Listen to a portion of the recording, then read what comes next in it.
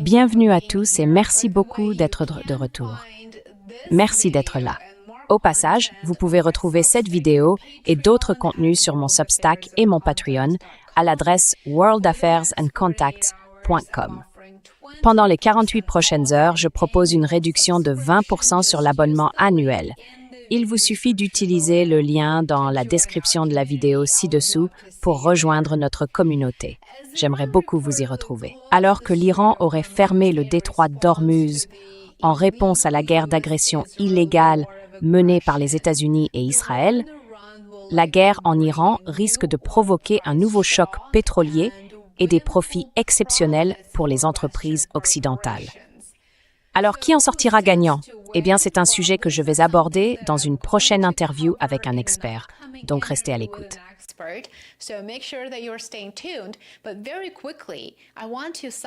Très rapidement, je veux citer quelques recherches récentes qui sont assez choquantes. Selon ces recherches, lors du dernier choc pétrolier de 2022, les États-Unis ont engrangé les plus grands bénéfices liés aux combustibles fossiles de tous les pays du monde. Environ 367 milliards de dollars, tandis que 50% sont allés au 1% le plus riche de la population américaine, les élites. Et seulement 1% de ces bénéfices ont été perçus par la moitié la plus pauvre des Américains. Rien de surprenant à cela. Je pense que c'est prévisible. Cela dit, concentrons-nous sur le point d'étranglement pétrolier le plus important du monde, le détroit d'Ormuz.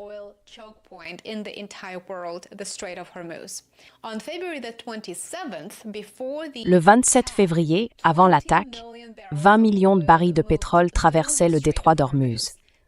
Aujourd'hui, le trafic est inexistant. Et il ne s'agit pas tant de l'Iran fermant le détroit que du fait que les assureurs maritimes mondiaux ne sont plus disposés à couvrir le risque des expéditions de conteneurs.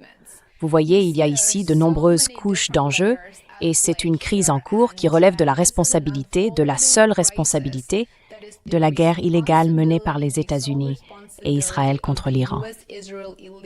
Quelques heures après le lancement de l'opération Epic Fury, les assureurs contre les risques de guerre ont commencé à retirer leur couverture pour les navires traversant le détroit. Selon le Financial Times, les primes ont bondi de 50% presque immédiatement.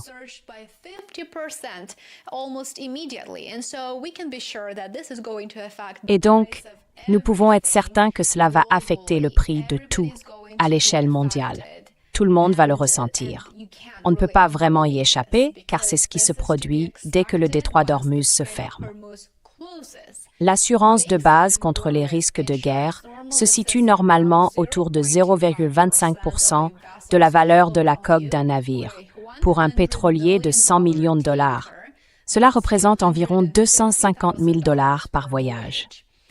Dans les scénarios d'escalade maximale, cela peut grimper jusqu'à 1 million de dollars par traversée.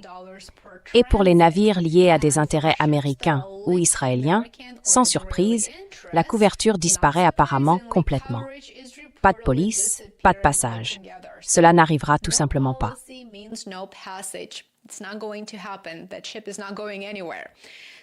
Ce navire n'ira nulle part.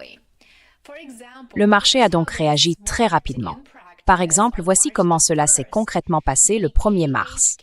Le KHK Express, chargé de Brut-au-Manet et à destination de Bassora, a fait demi-tour en plein détroit et s'est redirigé vers l'Inde. Le navire French Shanghai s'est arrêté près de Sharjah avec un équipage irakien à destination de Rotterdam, mais n'est pas allé plus loin. Nippon Yusen a ordonné à sa flotte d'éviter complètement le détroit d'Ormuz. La Grèce a conseillé à ses armateurs de réévaluer leur transit.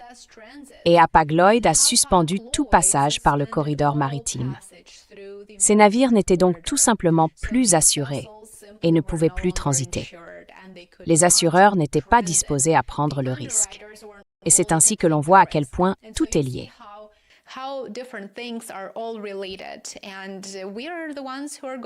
Et c'est nous qui allons en payer le prix, des prix plus élevés pour le transport et les importations, parce que le prix du brut influence les coûts de transit, et bien sûr, les coûts de transit affectent tout ce que nous achetons en magasin.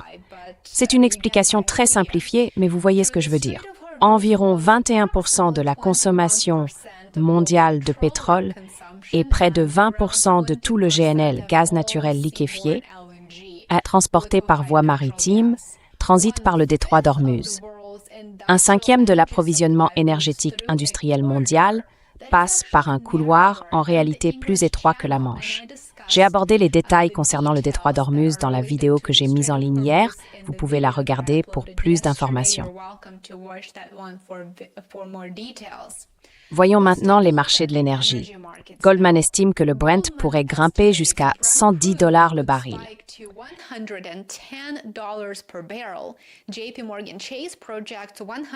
JP Morgan Chase prévoit un prix du baril entre 120 et 130 dollars dans un scénario de perturbation grave, ce que nous commençons déjà à observer. À ces niveaux, l'inflation recommencera à s'intensifier, affectant l'ensemble de l'économie mondiale. Il existe bien sûr des oléoducs de contournement en provenance d'Arabie saoudite et des Émirats arabes unis, et certains experts occidentaux y font référence. Cependant, ces oléoducs ne peuvent transporter qu'environ 3 millions de barils par jour. À comparer aux 20 millions de barils par jour qui transitent par le détroit d'Ormuz, la comparaison n'a pas lieu d'être. Ce ne sont donc pas des alternatives viables. Ils ne remplaceront pas le pétrole, ni ne pourront acheminer les volumes dont le monde a besoin. Voici un excellent extrait qui explique très bien pourquoi le détroit d'Ormuz est un point d'étranglement aussi crucial. Regardez.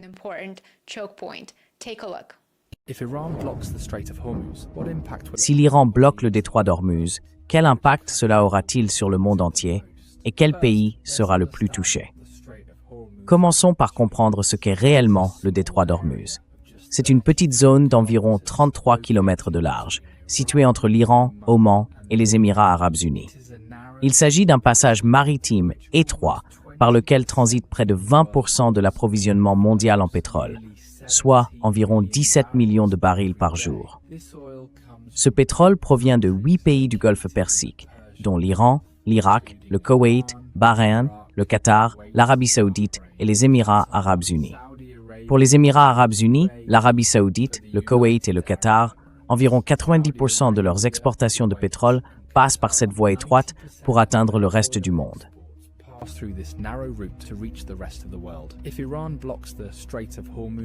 Si l'Iran bloque le détroit d'Ormuz, les pays suivants subiront les plus lourdes conséquences. Le premier est l'Inde, car elle importe 85% de son pétrole, dont 60% proviennent de pays du Moyen-Orient, comme l'Irak, l'Arabie saoudite, le Koweït et les Émirats arabes unis. Les prix du carburant en Inde s'envoleraient, et par conséquent, tout ce qui est lié au pétrole, ainsi que l'ensemble des industries, subirait de graves perturbations. Des entreprises pourraient fermer, des emplois seraient perdus et l'économie serait gravement touchée. Le deuxième pays le plus affecté serait la Chine.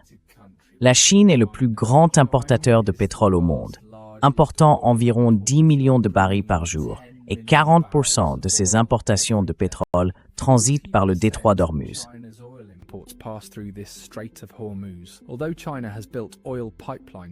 Bien que la Chine ait construit des oléoducs avec la Russie et l'Asie centrale, ceux-ci ne couvrent même pas 20% de ses besoins énergétiques.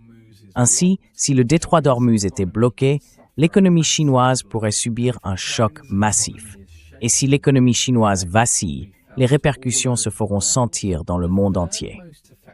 Le troisième pays le plus touché serait le Japon, car il importe 90% de son pétrole, dont 75% transite par le détroit d'Ormuz.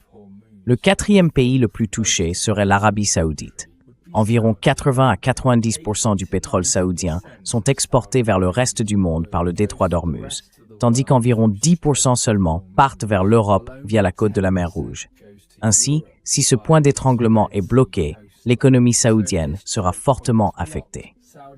Imaginez un pays perdant subitement 80 à 90% de ses grains.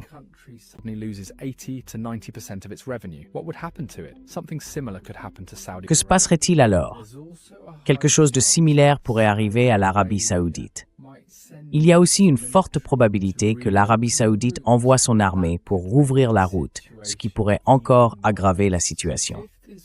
Cinquièmement, il y a le Pakistan, qui obtient environ 90% de son pétrole par le détroit d'Ormuz.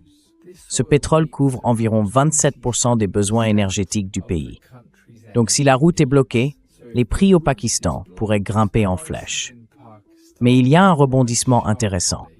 Puisque le Pakistan partage une frontière avec l'Iran et que plusieurs rapports gouvernementaux indiquent qu'environ 35% du diesel pakistanais provient officieusement d'Iran, si le détroit est bloqué, le Pakistan pourrait se tourner vers l'Iran pour son approvisionnement en pétrole, soit discrètement, soit par un accord officiel.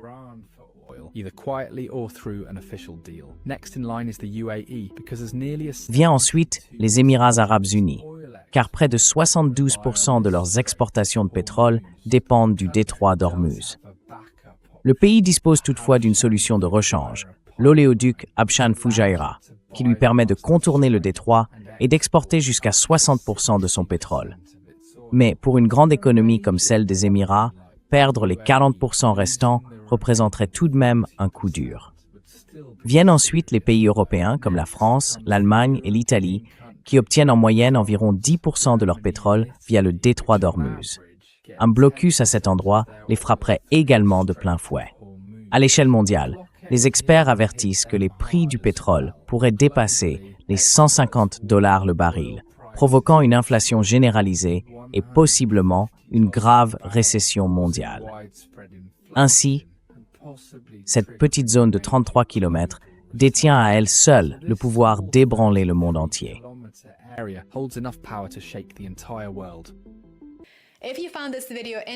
Si vous avez trouvé cette vidéo intéressante, n'hésitez pas à découvrir plus de contenu sur mon Substack ou mon Patreon à l'adresse worldaffairsandcontact.com. Merci d'avoir regardé. J'apprécie que vous aimiez, vous abonniez et partagiez cette vidéo si vous l'avez trouvée utile. On se retrouve ici demain. À bientôt.